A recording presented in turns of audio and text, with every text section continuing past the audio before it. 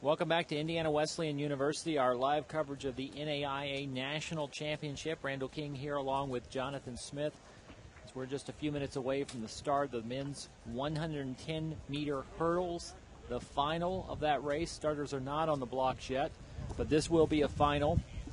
And as the athletes get to the assignments, we will tell you about those lane assignments, one of the premier events in this field, one of the premier track events, these short sprint events. That'll be followed up by the finals of the women's 100-meter dash. So we'll be waiting for that. Between those two, however, we will also have the 1,500-meter race for the men's decathlon, and that will wrap up the men's decathlon competition.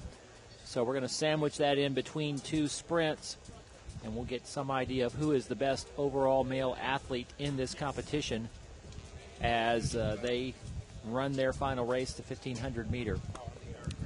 So we await the start. The crowd is starting to build, as they always do at this time of day. A number of people coming in from the community and family and friends, watching some of the premier events as we set up for the evening, people getting off work. Pretty impressive, Jonathan, that people on a Memorial Day weekend are choosing to come here. There's a few other things going on in the state of Indiana on this weekend. Yeah, definitely. With big weekend, big tourist weekend for Indianapolis. Really what has impressed me about the crowd is the number of spectators that come from all over the country and Canada. It seems like a lot of athletes from Point Loma Nazarene in San Diego and Azusa Pacific in LA area, West Coast schools still have quite a following. Jonathan, you live here now, but we've both lived in San Diego part of our lives, and so I gave a shout out earlier to some friends from Point Loma Nazarene, where I taught for 8 years, 8 very good years, and got to see some people over when I was doing long jump. That was fun, and it's just part of the sort of brotherhood of track athletes that you have in this NAIA competition. You see a lot of people who know each other, you see a lot of old friends, and they really do support their athletes, and why not? It's a national competition. It really is something special because a lot of these athletes do have a bond. A lot of these athletes are competing in the national venue for multiple years, and this is the only time that they get a chance to be with each other this weekend and this weekend only. And so we've been saying, if for some chance you're watching and you're in a 60 or 100 mile radius of Marion, Indiana, this isn't a bad place to be. We've still got a pretty hefty amount of competition tonight, and then tomorrow they run the marathon, one of the few events we're not covering on the web because we need 18 cameras and a helicopter to be able to do that. And it starts at 6 a.m. They're going to run through the city of Marion twice. Marion's not the largest place geographically, so you need to run through it twice to get to 26 miles. Runners are getting to their lane assignments, so we'll let you know what those are. In lane 1, Jesse King of McKendree. Lane 2, Russell Dill of Indiana Tech. Lane 3, Howard Walls, Embry-Riddle. Lane 4, Justin Hoffman, sophomore out of Cedarville. Lane 5, Armin Smith of Union of Kentucky. Lane 6, Nate Scott, senior out of Shorter. Lane 7, Edward Stewart, junior out of Central Methodist. Lane 8, Chris Broush of Indiana Tech. And lane 9, Jermaine Christie, the junior of Dickinson State. We're really going to be concentrating on Armin Smith, keeping a close eye on him. He qualified the fastest for this event in the semis, and he qualified a whole tenth of a second behind the second place qualifier in Justin Hoffman. Unless someone emerges, the real battle is going to be between lanes 4 and 5, Hoffman and Smith. And as you said, Smith, at least right now, has posted a time in preliminaries that way out ahead of the competition. So we'll see if he jumps out to an early lead and can hold that and have a clean spread on the hurdles. We were kind of looking at some of the records here. I have an interesting take on this. Ronaldo Nehemiah, who was at the University of Maryland, had a interesting, for some, NFL career. He was at the University of Maryland, has the record at the collegiate level, a time of 13 seconds. World record holder held by is 12.87. That mark set in 2008.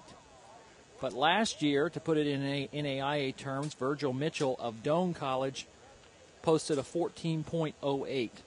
So far no one's posted that mark in this competition. Be interesting to see if that kind of mark is needed to win this They've not put those kinds of times up just yet, but typically they're going to hold something back until they get to the finals, and then it's all out.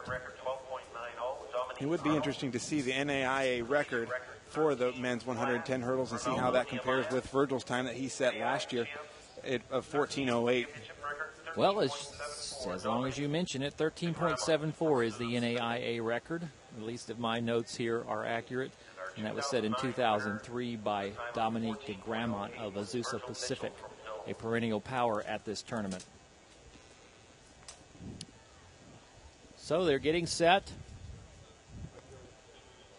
We are getting our camera set. We've got a white light. They're being called to their blocks. And they'll be in position in just a moment. We'll be ready to race. See if we can get a clean start. One thing that always never ceases to amaze me in these track tournaments is the extent of pre-race warm-ups that they go through, or kind of ritual or routine that each runner has, and how different they are. Here we go.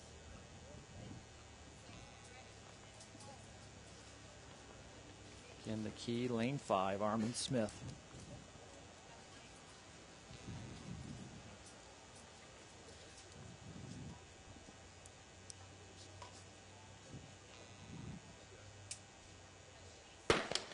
And there we go.